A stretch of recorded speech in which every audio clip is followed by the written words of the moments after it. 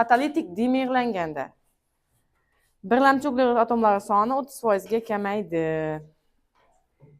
Demirlanganda nima bo'ladi? Vinil asetilin chiqamaydi. Hosil bo'lgan aralashmadagi pi bog'lar sonini toping. O'zi mahsulotnoma yozib qo'yibdi ekan. Demak, asetilin aldanak mana 2 qo'yamiz.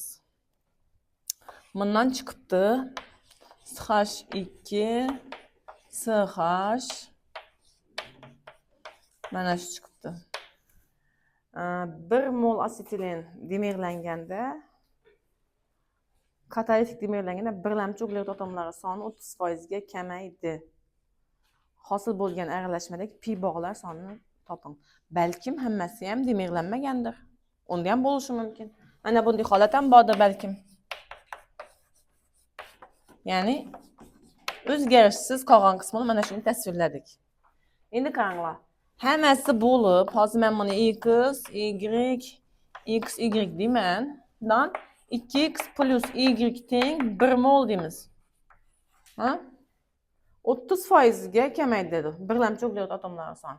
O'zi aslida 1 mol bo'lganda necha uglerod boradi birlamchi ugleroddan? Demak 1 mol e'tibor bering mana. 1 molunda 2 uglerod bormi? Shunda 1 molunda 2 uglerod bo'lsa 2 mol nima boradi? Birlamchi uglerod boradi. To'g'rimi? Endi 2 mol birlamchi uglerod boradi. 30% ga kamaysa necha foizi qoladi?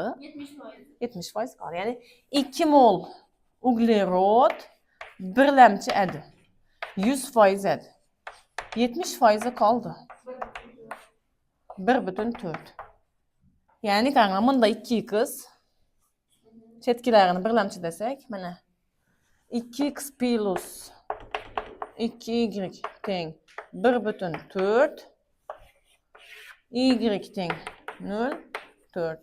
U holda mana bundan gap chiqadi. X plus y teng 0,7 mi? X tengcha 0,3 ekan. Demak, savol qo'ygan hosil bo'lgan aralashmadagi pi bog'lar soni dedi. Endi qaranglar, bundan 0,3 mol bor. Bundan 0,4 mol bor. Pi bog'larga qaraymiz. Bu yerda 1, 2, 3 pi bog' bor. To'g'rimi? 0,3 ni 3 ga ko'paytiramiz. 0,9 bo'ladi. Tushundikmi? Bu yerda 2 pi bog' bor. 0,4 ni 2 ga ko'paytirdim. 0,8 bo'ladi. Qo'shsam ikkisini 1,7 bo'ladi. Tushundikmi? Bormi? Ana javob to'g'ri. Tushunarli bo'ldimi? Tushunmagan bo'lsa so'ranglar, boshqatdan tushuntirib beraman.